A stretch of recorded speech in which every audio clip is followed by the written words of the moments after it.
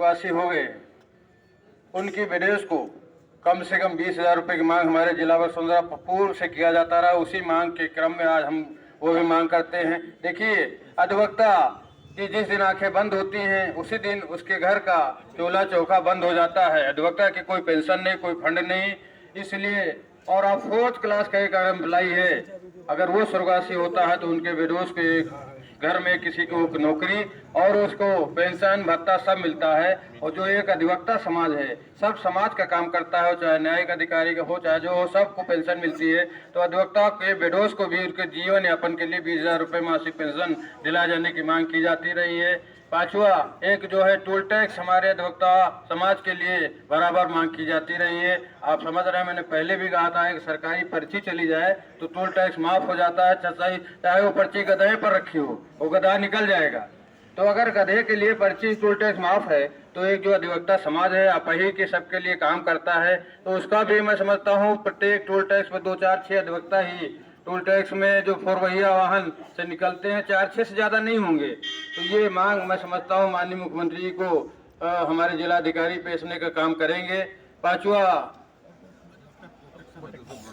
आप लोग देख रहे होंगे कि अधिवक्ताओं पर निरंतर अत्याचार बढ़ते चले जा रहे हैं। हमारे कई प्रदेशों में, मध्य प्रदेश, अन्य प्रदेशों में अधिवक्ता प्रोटेक्शन एक्ट लागू है, वहाँ भी हमारी भारतीय जनता पार्टी की सरकार है। उत्तर प्रदेश में भी भारतीय जनता पार्टी की सरकार है। तो माननीय मुख्यमंत्री जी से ये भी मांग करते हैं कि हमारे जो पीड़ित अधिवक्ता हैं उनको अधिवक्ता प्रोटेक्शन एक्ट दिलाया जाए। एक नई मांग आज हमने जोड़ी है महामंत्री जी, जो अस्पताल का गेट है मीना मार्केट की तरफ, वो बंद है।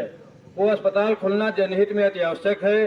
किसी का दौरा पड़ा है, किसी के डिलीवरी होना है, वो गेट बंद हो जाने से तमाम असामयिक मौतें भी हो गई हैं।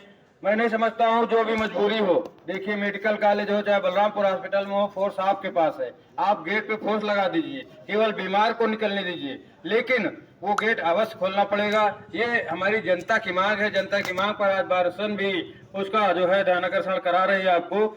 जो तहसील के भी हमारे कर्मचारीगण हैं उसी से निकलते हैं, वो अधिकारीगण भी निकलते हैं, सबके लिए वो स्वाभाविक है। इमरजेंसी पे जाने के लिए मैं समझता हूँ आपको गेट खुलवाने पर पुनर्विचार करना होगा।